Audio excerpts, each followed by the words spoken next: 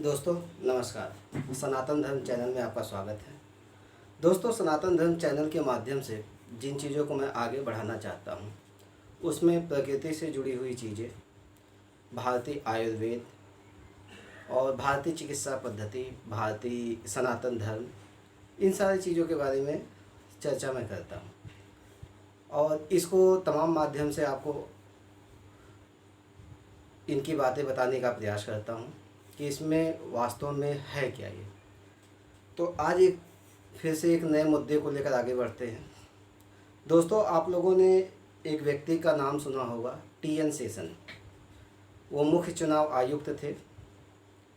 तो एक बार की बात है कि टी.एन. शेषन यूपी के दौरे पे थे, यूपी में जा रहे थे कहीं पे। तो पत्नी भी साथ में थी और जाते जाते रास्ते में एक बगीचा पड़ता है। बगीचे में ये लोग रुक जाते हैं और इनकी पत्नी की निगाह एक घोंसले पे पड़ती है। पंछियों का जो घोंसला होता है उस पे ये पड़ती है। तो उनकी पत्नी टी.एन. शेषन से कहती है कि मुझे जो है कि दो घोंसले जो है कि दिलवा दीजिए, किसी से उतरवा दीजिए और इसको घर पे ले जाके मैं सजाऊंगी।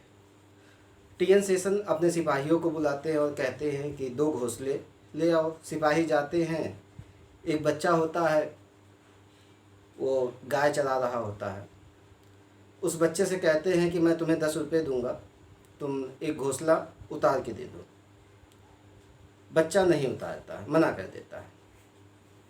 फिर वो कहते हैं 20 रुपये दे दूंगा, उतार दो। बच्चा नहीं उतारता है।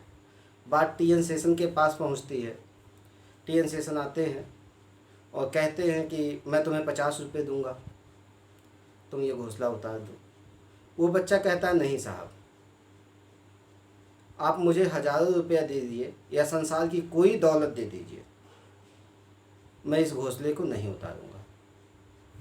टी.एन. शेषन आश्चर्यचकित हो जाते हैं कि इतना पैसा दिया जा रहा है फिर भी ये बच्चा घोंसले को नहीं उतार रहा है।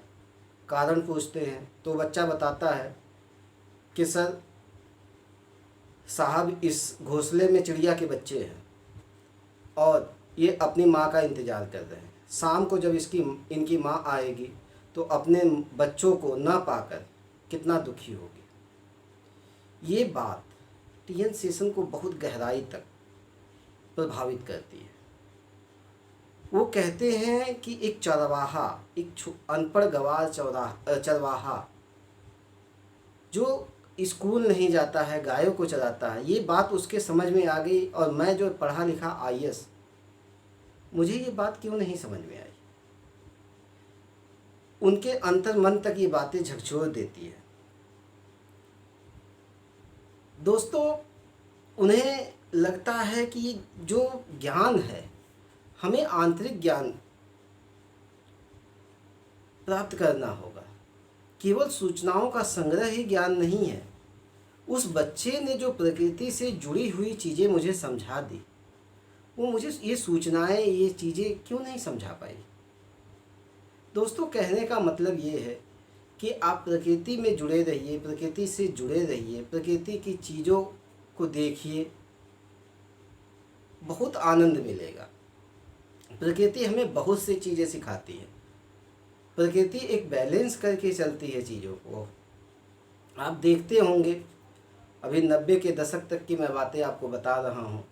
90 के दशक का उदाहरण इसलिए मैं बार बार आप लोगों को देता हूँ क्योंकि 90 का दशक वो ऐसा दशक है जो ना तो प्राचीन रहा था, ना ही जो है कि आधुनिक हुआ था।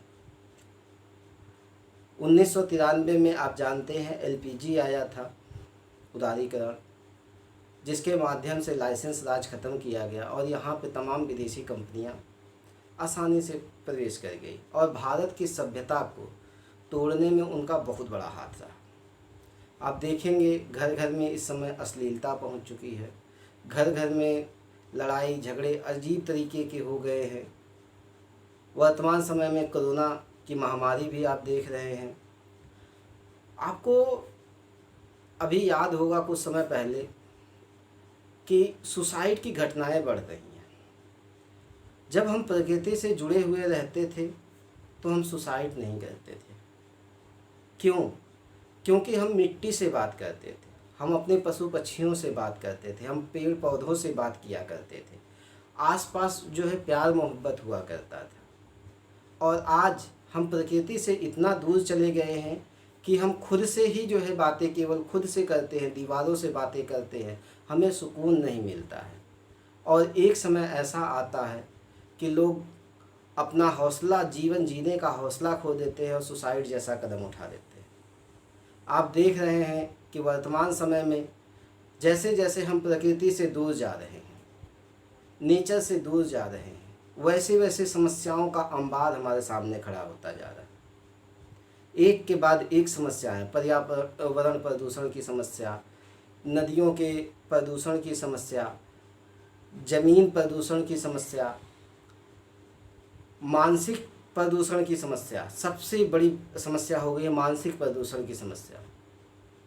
एक दूसरे को हम देखना पसंद नहीं करते हैं, आपस में लालच इतना ज़्यादा हो गया है कि किसी की चीज़ें हमें जो है कि खुशी नहीं देती है। क्यों? क्योंकि हम प्रकृति से बहुत ज़्यादा दूर चले गए हैं, अपने धर्म से बहुत ज़्यादा दूर चले गए हैं, सनातन जो संस्कृति है उससे बहुत ज़्यादा दूर चले गए हैं। मैं अपने चैनल में इसलिए बार बार प्रकृति की तरफ, बार बार जो है इंडियन भारतीय कल्चर की तरफ या सनातन संस्कृति की तरफ लौटने की बार बार बात करता हूँ। मेरे कहने का मतलब ये नहीं है कि आप जो है कि आधुनिक चीज़ों को छोड़ दीजिए, लेकिन मेरे कहने का मतलब ये है कि आपको शांति कहाँ मिलेगी? प्रकृति के बीच में ही जाकर। पहले लोग यात्रा किया करते थे साइकिल से या पैदल ही, तो सत्तू बांध लिया करते थे या कुछ जो है कि वैसी चीज़ें जो है रास्ते में नाश्ता करने के लिए बांध लिया कर जाते थे, कहीं पे रुकते थे, घड़े का पानी पीते थे या कुएं का पानी पीते थे। उससे उनको बड़ा सुकून मिलता था, बात कर लेते थे, चार सूचनाएं इधर उधर की, अपनी कहानियाँ सुना लेते थे। दादी नानी जो है कि कहानियाँ सुनाती थी अपने बच्चों को। तो एक पीढ़ी से दूसरी पीढ़ी तक एक मतलब कि संचार होता था चीज़ें। अब क्या हो गया है, हम केवल गूगल पे डिपेंड हो गए हैं, यूट्यूब पे डिपेंड हो गए हैं, या मतलब वैसी चीज़ों पे डिपेंड हो गए हैं जो हमारे काम की नहीं रही है। कौन सी शिक्षा हमें मिल रही है? सुकून कहाँ मिल रहा है? छोटी छोटी बातों पर नौजवान युवक अपनी नसें काट लेता है, फांसी लगा लेता है या नदी में कूद के आत्महत्या कर लेता है। इतना वो जुनूनी कभी कभी एक्साइटेड हो जाता है कि उसको खुद का होश नहीं रहता है कि वो है कौन। माँ बाप अपने बच्चों को वो शिक्षा नहीं दे पा रहे हैं आधुनिक भाग दौड़ के चक्कर में।